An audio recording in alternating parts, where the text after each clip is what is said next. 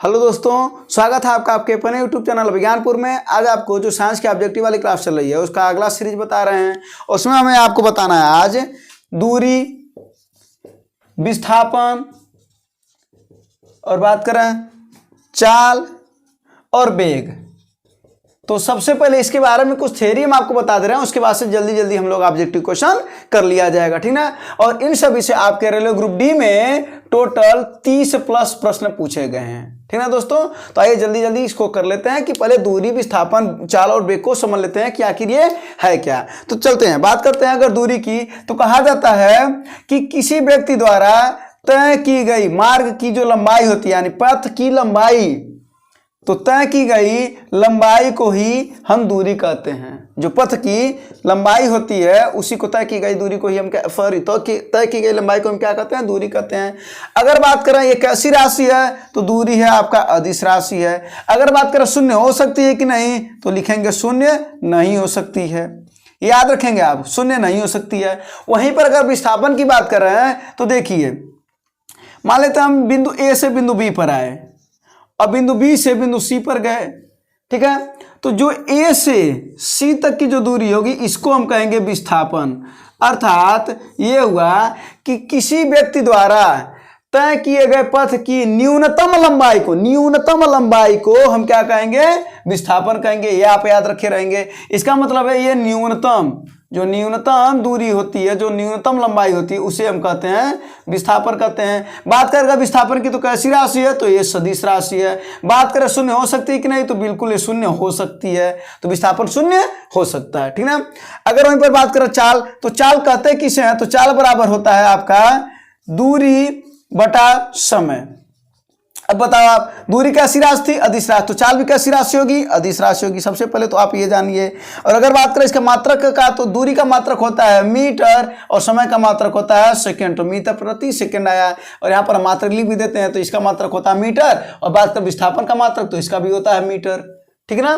तो यहाँ पर देखिए, चाल बराबर होता है दूरी बटा समय, यानी कहते हैं कि दूरी की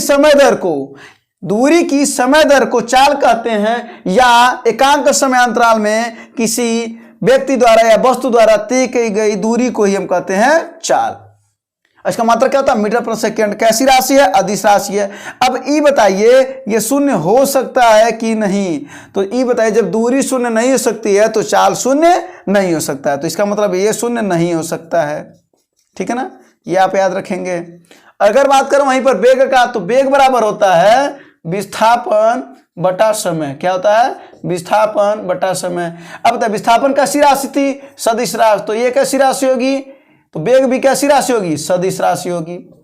विस्थापन शून्य हो सकती है कि नहीं? शून्य हो सकती है। तो अगर विस्थापन शून्य हो सकता है तो वेग भी शून्य बिल्कुल भी हो सकता है, ये शून्य हो सकता है, ठीक ना। और बात करें राशि कैसी है, तो ये अच्छा, ये तो बता दी सदिश राशि है। और तो ये फार्मूला भी याद रखे रहिएगा कि वेग बराबर होता है विस्थापन बटा समय, या आप कह सकते हैं कि किसी वस्तु द्वारा किसी एकांक समय में तय किए गए विस्थापन ही उस वस्तु का क्या कहलाता है? वेग कहलाता है, ठीक ना। तो वेग सदिश राशि हो गया। ये आप जान लिए कि वेग शून्य हो सकता है, ये भी आप जान लिए। वो उसका फार्मूला भी आपको पता चल गया कि वेग बराबर होता है विस्थापन बटा समय, ठीक ना। तो ये सब चीजें कुछ बातें हैं जो इसकी कुछ बेसिक बातें हैं जो आपको जानना जरूरी था, ठीक ना। अब हम आते हैं अपने क्वेश्चन पर और देखते हैं कि क्वेश्चन कैसे कैसे क्वेश्चन है, और अब हम जल्दी जल्दी क्वेश्चन को सॉल्व करते हैं। और इन्हीं में अभी देखेंगे आप कई क्वेश्चन के आंसर मिलेंगे, ठीक ना। और आपको हम प्रैक्टिस भी करा देंगे साथ साथ में। तो आइए देखते हैं क्वेश्चन क्या कहता है आपका, और आगे की थियोरी को हम लोग पढ़ते रहेंगे, ठीक है ना। और ये सब चीज़ों को थियोरी वाले क्लास में बहुत अच्छे से आपको बताया गया है, ठीक है ना दोस्तों। चलते हैं अब क्वेश्चन नंबर पहले पर आते हैं और देखते हैं कि क्वेश्चन नंबर पहला आपका क्या है, ठीक है। चलते पहला क्वेश्चन कह रहा है कि वह भौतिक राशि जो कभी भी ऋणात्मक नहीं हो सकती है। देखिए, अभी अभी हम आपको बताए हैं कि दूरी ऋणात्मक नहीं हो सकती है, चाल हाँ, तो कह रहा है दूरी क्या कह रहा है कि वह कभी भी ऋणात्मक नहीं हो सकती। तो दूरी कभी भी ऋणात्मक नहीं हो सकती है, क्योंकि एक चीज बताइए कि अगर कोई वस्तु हम कहें कि यहाँ से यहाँ तक पहुँचाई जा रही है, ए से लेकर के बी तक, तो ये 5 मीटर का विस्थापन, सॉरी इसमें 5 मीटर ये गया है, ठीक ना। तो ये बताइए जब ये बी से इधर आएगा तो आप क्या कहेंगे, -5 मीटर गया है, क्या नहीं कहेंगे ना, इधर भी 5 मीटर गया है। तो ये याद रखे रहिएगा कि दूरी ऋणात्मक नहीं हो सकती है, ठीक ना। तो दूरी ऋणात्मक नहीं हो सकती। और देखिए कौन सा दिया है, कह रहा बल बताइए ऋणात्मक हो सकता है कि नहीं। तो बल ऋणात्मक हो सकता है, क्यों हो सकता है, क्योंकि हम आपको बता दें कि बल बराबर होता है, बल बराबर होता है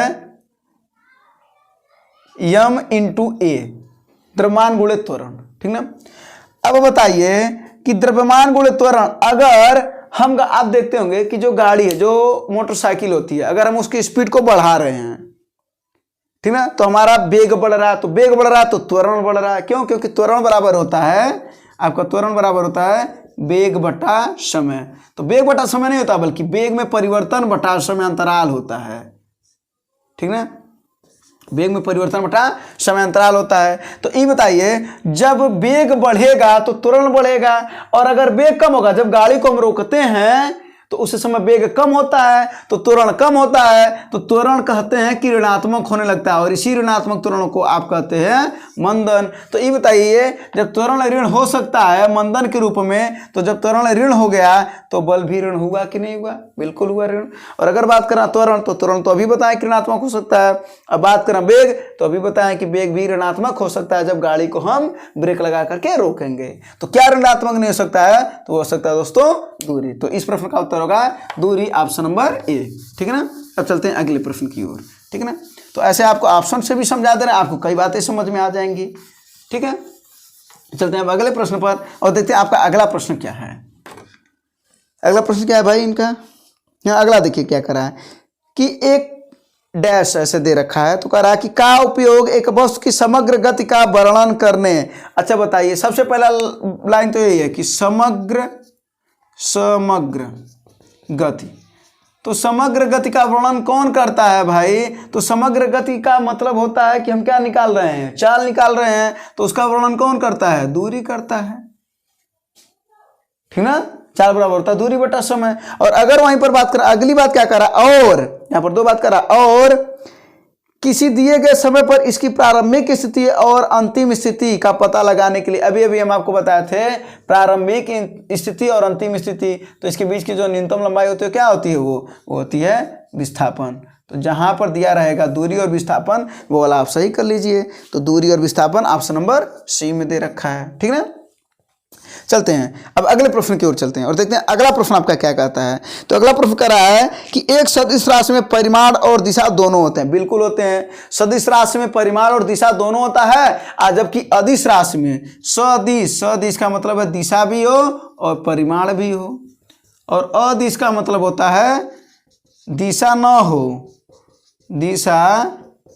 हो लेकिन परिमाण हो, इसमें दोनों होता है, ठीक ना।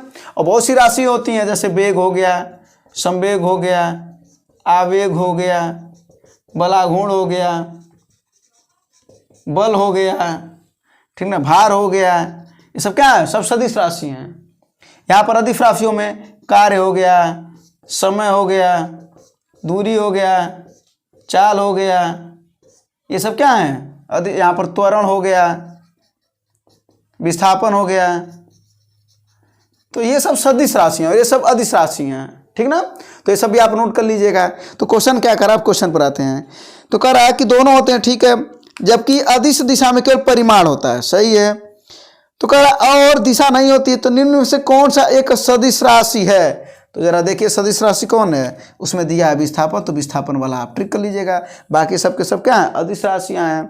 ऊर्जा भी यहाँ पर लिख लीजिएगा आप, कार्य ऊर्जा, ठीक ना, ये सब क्या है, सदिश राशियाँ, सॉरी अदिश राशियाँ। तो विस्थापन सदिश राशि हो गया, तो इस प्रश्न का उत्तर होगा विस्थापन। तो यहाँ पर आपको 2 क्वेश्चन बताया जा चुका अभी, ठीक ना। अब अगला क्वेश्चन बताते हैं और देखते हैं अगले क्वेश्चन में क्या है। तो अब जो क्वेश्चन है ना, वो छोटे छोटे क्वेश्चन है, बस हम लोग को जल्दी जल्दी उसको करना है, ठीक ना। थियरी हम आपको पहले भी बता दिए अभी, ठीक है। अब उसको हमें केवल करना है, देखना है कि क्वेश्चन क्या है, ठीक ना। तो आइए देखते हैं अगला क्वेश्चन क्या है भाई। तो अगला कह रहा है कि वेग और समय का गुणनफल क्या कहलाता है। चलिए आते हैं, देखते हैं कि वेग और समय का गुणनफल क्या कहलाता है। ये बताइए वेग बराबर क्या होता है। तो वेग बराबर आपका होता है विस्थापन बटा समय, ये पहले ही हम बताए हैं। तो कह रहा वेग और समय का गुणनफल, तो यहाँ पर वेग और समय, समय इधर भाग करा तो इधर गुणा कर दीजिए। तो वेग और समय का गुणनफल क्या कहलाया भाई, क्या आया, विस्थापन कहलाया। तो विस्थापन है। अगर वही बात करता है चाल बराबर क्या होता है, दूरी बटा समय, और अगर वही कहता है कि चाल और समय का गुणनफल क्या कहलाता है, तो आप क्या कहते, आप कहते दूरी कहलाता है। ठीक ना। तो यहाँ पर पूछ रहा है वेग और समय का गुणनफल क्या कहलाता है, विस्थापन कहलाता है। कौन सा ऑप्शन है इसका, ये है ऑप्शन नंबर बी। ठीक ना। अगले क्वेश्चन पर चलते हैं, देखते हैं अगला क्वेश्चन क्या है। करा यदि किसी वस्तु द्वारा तय की गई दूरी शून्य हो तो वस्तु का विस्थापन कितना होगा। अगर दूरी शून्य है, तो जब दूरी शून्य अगर हो सकती है यदि कह रहा है, ठीक ना, तो विस्थापन बिल्कुल भी शून्य हो सकता है। जब हमने कुछ, अच्छा दूरी कब शून्य होगी, जब हमने कुछ चढ़ा ही नहीं, तो दूरी शून्य है ना। जैसे अब हम यहाँ पर हैं, हम रुके हैं, तो दूरी क्या शून्य ही है। ठीक है। लेकिन हम कुछ चलेंगे तो आप याद रखिएगा कि दूरी ऋणात्मक नहीं होती। ठीक ना। चलिए, तो विस्थापन क्या शून्य हो सकती है। तो अगले प्रश्न पर चलते हैं। तो इसका उत्तर क्या हो जाएगा, ऑप्शन नंबर बी। ठीक है। अगले प्रश्न को चलते हैं, देखते हैं अगला प्रश्न क्या है। कह रहा है एक वस्तु को ऊपर की ओर फेंका जाता है और 100 मीटर की ऊंचाई तक जाता है, फिर फेंकने वाले के पास वापस आ जाता है, तो बताइए क्या होगा। एक व्यक्ति है, अगला नंबर का क्वेश्चन, एक व्यक्ति है जो ऊपर फेंक रहा है, ठीक ना, एक पत्थर को मान लीजिए, ठीक ना, ये एक वस्तु है, ऊपर फेंक रहा है और फिर वही नीचे आ जा रहा है। तो ये बताइए इसमें विस्थापन हुआ है, बिल्कुल भी नहीं हुआ है, विस्थापन नहीं हुआ है। केवल और केवल उसने क्या किया, तय किया गया है, केवल तय की इसने दूरी, इसने केवल दूरी तय की है, विस्थापन नहीं हुआ। तो जब विस्थापन नहीं हुआ है तो अर्थात इसका मतलब विस्थापन कितना है, शून्य है। तो इस तरीके की अगर हम कुछ फेंकेंगे किसी पत्थर को तो विस्थापन क्या हो जाएगा, शून्य हो जाएगा। तो इसका उत्तर हो जाएगा वस्तु का वास्तविक विस्थापन शून्य, ऑप्शन नंबर डी। ठीक ना। अब यहाँ पे ऑप्शन नंबर डी मान लीजिएगा। चलिए अगला क्वेश्चन यहीं पर फिर बताते हैं। अब अगला क्वेश्चन और देखते हैं अगला क्वेश्चन क्या है। कह रहा है कि जब एक पर्यवेक्षक के सापेक्ष समय के साथ वस्तु की स्थिति लगातार बदलती है तो क्या होता है। अब बताइए अगर वस्तु की स्थिति बदल रही है, लगातार बदल रही है, तो वस्तु की स्थिति अगर बदल रही है तो इसका मतलब है गतिशील है। वस्तु क्या है, गतिशील है। क्यों गतिशील है, क्योंकि लगातार गति कर रहा है वो, ठीक ना। समय के साथ उसकी स्थिति हमेशा क्या हो रही है, बदल रही है, तो वस्तु गतिशील होगा। क्यों, क्योंकि गति कर रहा है। तो इसका मतलब है कि वस्तु क्या होगा, गतिशील होगा। तो वो होगा ऑप्शन नंबर बी। ठीक ना। तो ये सब आपके कुछ प्रश्न हैं जो ऐसे, इसी में से मैं आपको बोलें कि शुरुआत में मैं आपको थ्योरी बता दे रहा, बाकी आप जल्दी जल्दी क्वेश्चन को कर लेंगे। अब चलते हैं कुछ अगले क्वेश्चन पर, देखते हैं अगले क्वेश्चन क्या है, और वो भी इसी तरीके के क्वेश्चन है। ठीक ना। और आते हैं ये तो अभी दूरी और विस्थापन पर था, और अब आते हैं चाल और वेग वाले पर कुछ क्वेश्चन पर। ठीक ना। उस टाइप का भी क्वेश्चन आपको करा दे रहे हैं। चलिए अगले टाइप का क्वेश्चन है। अगला कह रहा है कि एक चालक, एक क्वेश्चन है देखिए, एक चालक ग्रुप डी में पूछा भी गया है। ठीक है। तो कह रहा है एक चालक समान गति से अपनी कार को चलाता है तो 60 सेकंड में 288 मीटर जाता है। तो क्या पूछ रहा है वो पूछ रहा है कि भाई हमको दूरी गति ज्ञात करो। तो उतनी दूरी तय करता है तो हमको गति ज्ञात करो। तो आप जब गति ज्ञात करोगे तो गति बराबर क्या हो जाएगा, दूरी बटा समय, है ना। तो जब दूरी बटा समय है तो दूरी कितना भाई, तो दूरी है 288 बटा 60। क्यों, क्योंकि समय 60 सेकंड है और दूरी आपका 288। अब इसी को आप कर लीजिए तो क्या हो जाएगा, ये 6 से इसको काट दीजिए तो 6 चौक को 24 और 4 तो 6 फत्ते 42, 6 अट्ठे 48, तो 48 बटा 10 हो जाएगा। तो इसी को आप लिख सकते हैं 4.8 क्या मीटर प्रति सेकंड। तो 4.8 मीटर प्रति सेकंड हो जाएगा। आपका उत्तर हो जाएगा ऑप्शन नंबर ए। ठीक ना। चलते हैं अगले क्वेश्चन पर। तो देखिए फार्मूले पर केवल क्वेश्चन था, फार्मूले पर आपने आंसर रख दिया, जो मान दिया था उसका आपने आंसर कर लिया। ठीक ना, कोई बहुत कठिन क्वेश्चन नहीं है। ठीक है। अगला क्वेश्चन पर चलते हैं। कह रहा है कि किरण 90 मीटर लंबे पुल में तैरती है एक छोर से दूसरे छोर तक और फिर वापस आ जाती है। जैसे किरण है, ये क्या कर रही, एक पुल है, ऐसे मान लेते हैं पुल है, ए से लेकर के बी तक 90 मीटर जा रही है और फिर आ रही है और फिर करा, फिर जा रहे फिर आ रही है, कुल लेकर के 360 मीटर की दूरी उसने तय करा। इसका मतलब 2 बार गई वो, 90 फिर 90, 180 हो गया, फिर 90, 270 हुआ, फिर 90, 360 हो गया, कुल गई है। और कह रहा एक सीधी रेखा में जा रही है। कैसे जा रही है? सीधी रेखा में जा रही है। तो अगर बात करें कुल दूरी उसने कितना तय करा, तो कुल दूरी उसने तय करा 360 मीटर। लेकिन अगर बात करें विस्थापन का, तो विस्थापन तो हुआ ही नहीं। तो जब विस्थापन नहीं हुआ तो कितना हुआ? 0 हुआ ना। तो विस्थापन हुआ ही नहीं है, क्योंकि सीधी रेखा में गति कर रहा है केवल। ठीक है, तो विस्थापन नहीं, विस्थापन 0 हुआ। अगर यहाँ पर पूछता वेग कितना होगा, तो वेग भी 0 होता। पूछता त्वरण कितना हुआ, तो त्वरण भी 0 होता। पूछता बल कितना लगा, बल भी 0 लगा। तो यहाँ पर बल कहाँ को लगाएगा? ठीक है ना। जब विस्थापन 0 होगा तो हमारे द्वारा कोई कार्य भी नहीं किया जाएगा। ठीक है ना। चलिए, तो ये सब कुछ क्वेश्चन है। तो इसका उत्तर क्या हो जाएगा भाई? इसका हो जाएगा 0, ऑप्शन नंबर ए। ठीक ना। देखिए 0 मीटर प्रति सेकंड दे रखा है। ठीक है, तो ये हो गया, 0 हो गया। अब चलते हैं अगले क्वेश्चन पर और देखते हैं अगला क्वेश्चन क्या है। ठीक है, करा किसी वस्तु का त्वरण इसके किसके प्रति इकाई समय में परिवर्तन हुआ है। अब बताइए, अभी हम आपको बताए हैं कि त्वरण बराबर होता है वेग में परिवर्तन बटा समयांतराल। इसी को आप कहते हो कि किसी वस्तु द्वारा, यानी एकांक समय में किसी वस्तु के वेग में परिवर्तन ही क्या कहलाता है? त्वरण कहलाता है। और त्वरण कैसी राशि है? सदिश राशि है। त्वरण 0 हो सकता है? हाँ, हो सकता है। क्यों? क्योंकि वेग, अगर वेग 0 कब होगा? जब विस्थापन, तो विस्थापन 0 तो वेग 0, वेग 0 तो त्वरण 0। ठीक ना। और अगर बात करें कि ये इसका मात्रक क्या होता है, तो वेग का मात्रक होता है मीटर प्रति सेकेंड, और एक सेकेंड और है तो मीटर प्रति सेकेंड स्क्वायर हो जाएगा, इसका मात्रक हो जाएगा। ठीक ना। तो क्वेश्चन क्या था? क्वेश्चन पर आते हैं।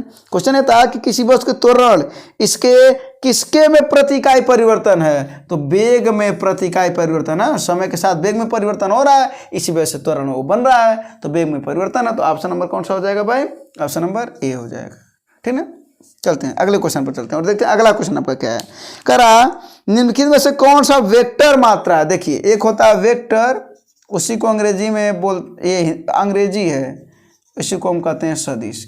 और कुछ लोग, और एक होता है स्केलर, तो स्केलर को हम क्या कहते हैं भाई? अदिश राशि कहते हैं। और अभी तमाम बताए हैं। ठीक ना। तो इस प्रश्न का आंसर आप लोग कमेंट बॉक्स में दीजिए कि कौन सी इसमें वेक्टर राशि है। ठीक है ना। और जरूर बताइए इसका। और अभी हम इसके पहले वाले में बताए हैं। ठीक ना। चलते हैं अब अगले क्वेश्चन पर और देखते हैं अगला क्वेश्चन आपका क्या है। ठीक, तो ऐसे ही देखिए छोटे छोटे क्वेश्चन है, इस वजह से आपको जल्दी जल्दी करा दे रहे हैं। ठीक है, अगला करा फ्रेम के संदर्भ में जो समय का फंक्शन है, कुछ बात कर रहा है। एक वस्तु की स्थिति में परिवर्तन की दर को क्या कहते हैं?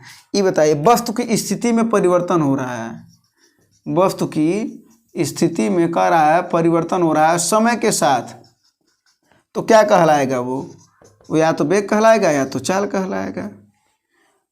और अगर वेग कब कहलाएगा? वस्तु की स्थिति में अगर परिवर्तन होगा तो वेग कब कहलाएगा? जब यहाँ पर विस्थापन हो रहा होगा तो वेग कहलाएगा, और अगर दूरी तय कर रहा होगा तो चाल कहलाएगा। तो यहाँ पर बस इतना करा कि वस्तु की स्थिति में परिवर्तन हुआ, किस तरीके का परिवर्तन हुआ, विस्थापन के रूप में हुआ है कि दूरी के रूप में हुआ है, ये नहीं पता है ना। तो या तो वो वेग होगा या तो चाल होगा। तो ऑप्शन में देखिए क्या दिया है, तो यहाँ पर देखिए केवल और केवल वेग दे रखा है, तो ऑप्शन नंबर सी। तो ये बात ध्यान रखिएगा। ठीक है, चलते हैं अगले क्वेश्चन पर। अगला करा समय के साथ किसी वस्तु का वेग दिखाने वाला ग्राफ क्या कहलाता है? बिल्कुल भी, जब समय के साथ, तो वेग समय ग्राफ क्या कहलाता है? वेग समय ग्राफ। और वेग समय ग्राफ से क्या ज्ञात करते हैं? याद रखे रहिएगा त्वरण। क्यों? क्योंकि त्वरण बराबर होता है वेग में परिवर्तन बटा समय अंतराल। तो वेग और समय से क्या ज्ञात करेंगे भाई? त्वरण ज्ञात करेंगे। तो ये नहीं पूछ रहा है, अगर ये क्वेश्चन पूछता है कि वेग समय ग्राफ से क्या ज्ञात करते हैं, तो आप उत्तर देते हो त्वरण। लेकिन बस क्यों ले पूछ रहा है कि अगर वेग दिया हो समय दिया हो तो कौन सा ग्राफ, तो वेग समय ग्राफ। तो वेग समय ग्राफ कौन सा ऑप्शन है भाई? Option number A. ठीक है ना। चलते हैं कुछ अगले क्वेश्चन पर आते हैं। ठीक है ना, और देखते हैं अगला क्वेश्चन आपका क्या है। ठीक है, तो ऐसे छोटे छोटे क्वेश्चन हैं, इसके आंसर आप है ना देते रहिए। आपको भी जो आंसर आते हैं उसको भी आप देते रहिए। ठीक है ना। चलते हैं अगले क्वेश्चन पर, देखते हैं कि आपका अगला क्वेश्चन क्या है। बस कुछ और क्वेश्चन है। करा औसत चाल और औसत वेग वस्तु की गति दर्शाता है। अच्छा ये बताइए, बात कर एक औसत चाल की बात कर रहा है और एक कर रहा है औसत वेग की बात कर रहा है। तो देखिए औसत चाल बराबर क्या हो जाएगा, अगर हम चाल निकालेंगे तो कहा जाता ना कि कुल चाल, तो जब अगर औसत चाल का मतलब होता है कुल चाल हम निकालें, तो जब कुल चाल हम निकालेंगे तो ये क्या हो जाएगा, आपको पता है ना कि दूरी बटा क्या होता है, समय होता है। इसका मतलब है अगर हम बात करें सीधा यहाँ से समझिए, औसत चाल निकालने के लिए हमें कुल दूरी पता हो और कुल समय पता हो, वही औसत वेग निकालने के लिए हमें क्या पता हो, विस्थापन पता हो, कुल विस्थापन, और हमें समय पता हो। तो हमें क्या जरूरी है, देखिए क्या जरूरी है, समय जरूरी है। क्या जरूरी है, समय। क्या ज्ञात करने के लिए, औसत वेग और औसत चाल और औसत वेग दोनों ज्ञात करने के लिए, तो समय का होना बहुत जरूरी है। तो वही क्वेश्चन क्या कर रहा है, औसत चाल और औसत वेग वस्तु की गति दर्शाता है, कर रहा है एक समय की एक विशेष अवस्था में, बिल्कुल नहीं लंबी दूरी में, बिल्कुल नहीं दूरी में, क्यों, ये दोनों की बात कर रहा ना, तो वेग कैसे दूरी, औसत चाल दो व्यक्ति थी, कर रहा है कम दूरी में ऐसा कुछ नहीं है, दिए गए अंतराल के दौरान, यानी वही समय, अंतराल मतलब समय ना, तो समय, तो इसका आंसर हो जाएगा समय फॉर दिए गए अंतराल, ऑप्शन नंबर डी। ठीक है, चलते हैं अगले प्रश्न पर और देखते हैं अगला प्रश्न आपका क्या कहता है। ठीक है, आइए अगले प्रश्न को देखते हैं। अगला प्रश्न आपका, एक भीड़ भाड़ वाली सड़क पर एक बस की गति किस गति का उदाहरण है। अब बताइए, आप इसको ऐसे ही बताइए, अगर भीड़ भाड़ में अगर हम चल रहे हैं तो बस क्या करता है, कभी तेज जाता है, कभी फिर ब्रेक लगता है, फिर तेज जाता है, फिर ब्रेक लगता है, तो ऐसे ऐसे चलता है ना, तो गति क्या हो रही है, रुक रुक करके जा रही है। तो रुक रुक करके अगर जाती है तो कौन सी गति आप कहेंगे, जरा ऑप्शन देखिए, कौन सी गति कहेंगे, असमान गति। कौन सी गति, असमान गति। तो इसका ऑप्शन मारिएगा आप ए। ठीक ना, ये तो मुझवानी वाला क्वेश्चन है, तो इसका ऑप्शन मारिएगा आप ए। ठीक है, चलिए अगले क्वेश्चन पर चलते हैं और अगला क्वेश्चन देखते हैं क्या कहता है। कह रहा है तात्कालिक वेग और औसत वेग कब बराबर होते हैं। कह रहा है तात्कालिक वेग और औसत वेग कह रहा कब बराबर होते हैं। अभी बताइए कि तात्कालिक वेग और औसत वेग कब बराबर होते हैं। तो सबसे पहले हम कुछ ऑप्शन को भी, क्योंकि देखिए विस्थापन अगर शून्य हुआ तो ये दोनों लोग शून्य हो जाएंगे, तो जब दोनों शून्य हो जाएंगे तो निश्चित ही ये लोग बराबर हो जाएंगे। लेकिन देखते हैं ऑप्शन में दे क्या रखा है। तो क्या कर रहा है, कर एक समान त्वरण हो, एक वृत्त में चल रहे हो, परिवर्तित त्वरण हो, शून्य त्वरण। देखिए इसी में हमने बोला है कि ऑप्शन देखिए, अगर बात करता कि विस्थापन शून्य है, क्या बात करता है, अगर विस्थापन शून्य है तो जब विस्थापन शून्य हो जाता तो तात्कालिक वेग भी शून्य हो जाता ना, और औसत वेग भी क्या हो जाता, शून्य हो जाता। तो जब दोनों शून्य, ये भी शून्य, तो इसका मतलब बराबर तो हो गए ना, शून्य का मतलब बराबर तो हो गया ना, ये भी शून्य, तो शून्य शून्य बराबर तो ही हुआ, तो बराबर हो गए। लेकिन कब, जब विस्थापन शून्य होता है, और आपको पता है जब विस्थापन शून्य होता है तो वेग शून्य होता है, और जब वेग शून्य होता है तो त्वरण शून्य होता है, और ऑप्शन में दे रखा है त्वरण। इसका मतलब होगा कि जब त्वरण शून्य तो वेग शून्य, तो जब त्वरण शून्य हो जाएगा तो तात्कालिक वेग और औसत वेग दोनों क्या हो जाएंगे, शून्य हो जाएंगे। और जब शून्य हो जाएंगे तो इस दशा में ये दोनों लोग आपस में क्या हो जाएंगे भाई, बराबर हो जाएंगे। क्या हो जाएंगे, बराबर हो जाएंगे। वही आपको समझना है। प्रश्न को बस थोड़ा सा घुमा करके पूछ रहा है, और कुछ नहीं कर रहा है। ठीक है, चलते हैं। अच्छा उत्तर कौन सा होगा, उत्तर हो जाएगा ऑप्शन नंबर डी। ठीक है ना, तो बता तो दिए। अब अगले क्वेश्चन पर चलते हैं और देखते हैं कि और कोई क्वेश्चन कौन सा है। ठीक ना, चलिए। करा विस्थापन के परिवर्तन की दर को क्या कहते हैं। देखिए सबसे पहले करा विस्थापन के परिवर्तन, और जब कहेगा दर तो हम कई बार आपको बता चुके हैं, जब कहेगा दर तो दर का मतलब होता है समय से भाग देना। तो विस्थापन बटा समय क्या कहलाता है भाई, वेग कहलाता है। अगर कहता दूरी के समय दर को क्या कहते हैं, तो आप कहते हैं क्या, चाल कहते हैं ना। तो इसका उत्तर हो जाएगा वेग। ऑप्शन नंबर कौन सा भाई, डी। ठीक है ना, चलिए अगले प्रश्न पर चलते हैं और देखते हैं आपका अगला प्रश्न क्या कहता है। करा यदि कोई वस्तु समान समय अंतराल में असमान दूरी तय करे। देखिए क्या कर रहा है, समय क्या है, समान, समय क्या है, समान, और दूरी क्या है, असमान।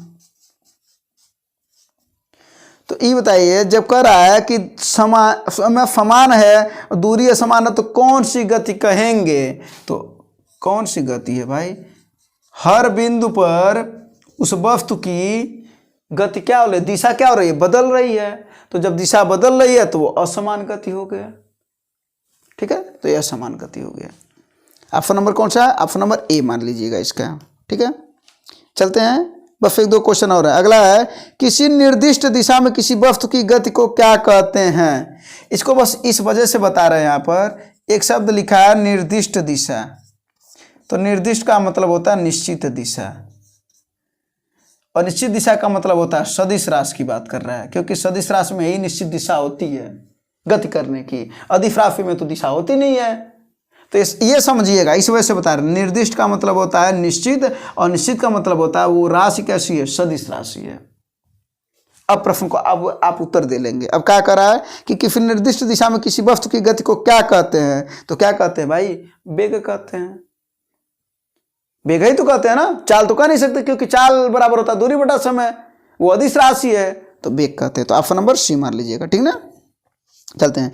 और लास्ट क्वेश्चन कह रहा है, एक निश्चित दिशा में बढ़ रही वस्तु की गति का वैज्ञानिक शब्दावली में किस पद के रूप में जाना जाता है। अगर वस्तु की गति बढ़ रही है तो पूछ रहा है किस रूप में जाना जाता है, तो वो किस रूप में जाना जाता है, वो वेग के रूप में जाना जाएगा या चाल के रूप में जाना जाएगा।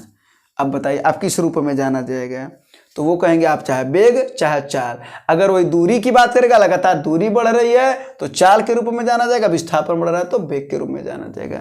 इस प्रश्न में क्या आंसर दिया भाई, वेग दे रखा है, तो ऑप्शन नंबर ए वेग होगा, चाल नहीं होगा। ठीक ना, वेग होगा। चलिए, तो ये आपका लास्ट क्वेश्चन था, और ऐसे ही कुछ आपके क्वेश्चन है।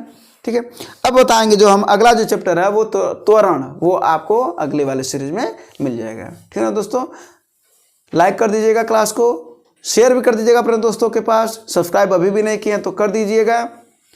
चलते हैं दोस्तों, धन्यवाद, जय हिंद।